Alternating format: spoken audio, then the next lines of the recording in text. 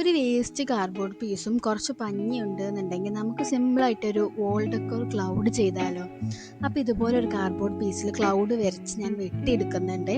ഇനി ഞാൻ string light use ചെയ്തിട്ട് ഈ ക്ലൗഡിൻ്റെ ഈ നമ്മൾ വെട്ടിയെടുത്ത പീസ് ഉണ്ടല്ലോ അതിൽ മൊത്തത്തിൽ ഒട്ടിച്ചു കൊടുക്കുന്നുണ്ട്. മൊത്തത്തിൽ നല്ല സെക്യൂർ ആക്കി ഒട്ടിച്ചു കൊടുക്കാം. നിങ്ങൾക്ക് വേണമെങ്കിൽ സെല്ലോ ടേപ്പും യൂസ് ചെയ്യാം. ഞാനിവിടെ മാസ്കിംഗ് ടേപ്പാണ് യൂസ് ചെയ്തിട്ടുള്ളത്. ഇനി ഇത് മൊത്തത്തിൽ എല്ലായിടത്തും കവർ ചെയ്യുന്ന രീതിക്ക് ഞാൻ സ്ട്രിങ് ലൈറ്റ് ഒട്ടിച്ചു കൊടുക്കുന്നുണ്ട്. എന്നിട്ട് ഇതിൻ്റെ ബാറ്ററും സ്വിച്ചും വരുന്ന ഭാഗം ബാക്കിലോട്ടാണ് ഞാൻ സെക്യൂർ ചെയ്ത് ഒട്ടിക്കുന്നത്. ഇനി നമുക്കിത് വോളിൽ വെക്കുമ്പോൾ കുറച്ചൊന്ന് പൊന്തി നിൽക്കാൻ വേണ്ടിയിട്ട് ഞാൻ ബാക്കിലൊന്ന് ഒരു സർക്കിൾ കാർഡ്ബോർഡ് പീസ് വെച്ചിട്ടൊരു സർക്കിൾ ഉണ്ടാക്കിയിട്ട് ജസ്റ്റ് ഒന്ന് ഒട്ടിച്ചു കൊടുക്കുന്നുണ്ട് ബാക്കിൽ. അപ്പോൾ നമ്മൾ വോളിൽ സ്റ്റിക്ക് ചെയ്യുമ്പോൾ കുറച്ചൊന്ന് ഒന്ന് എൻഹാൻസ് ചെയ്ത് നിൽക്കും കേട്ടോ.